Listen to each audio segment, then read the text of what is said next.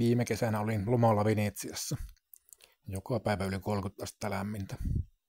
Nivusti oli niin, että kun oli koko päivän kävellyt, niin illalla nivustaipilat oli hiertyneet ihan punaisiksi. Nyt olisi taas tarkoitus lähteä Italiaan.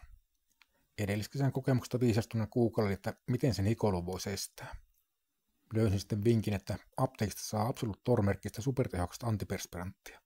Sitä kun sipasee, niin viikkoa ei hikoile. Siinä on jotain alumiinia, joka tukkii hikirauhaset.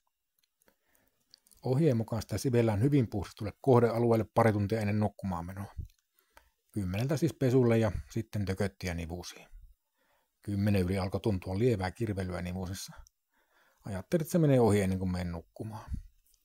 Varti yli alkoi jo tuntumaan siltä, että nyt polttelee. Luin ohjeet uusiksi. Siinä sanottiin, että jos iho on kostea, niin saattaa kirvellä. Kuivasin kyllä hyvin. 10:30 alkaa olo oli kuin liekin heittämällä poltettaisiin nivusia. Jäädin varmuuden vuoksi kikkelin talouspaperilla, ettei vaan siihen tartu. Itkin vähän. Marttia vaille 11 olo oli jo niin kestämätön, että menin suihkuun ja yritin pestä sitä tököttiä pois. Sitten ymmärsin, mitä se tarkoittaa, että kosteella iholla se kirvelee, kuin palavalla hiekkapaperilla raapisin nivusia.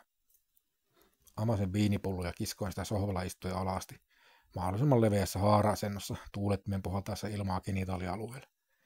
Ei auttanut. Koira istui vieressä ja tuijotti, kun olisi tullut hulluksi. 4 aikaa alkoi helpottamaan sen verran, että pääsin vihdoin nukkumaan. Ehkä se johtuu siitä, että join toisenkin viinipullon. Suosittelen kaikille, on kyllä todella tehokasta. Tuskin malta odottaa, että päästään reissuun. Olisi vissiin pitänyt googlettaa Absolut Tor-kokemuksia. Tällaista kerrotaan.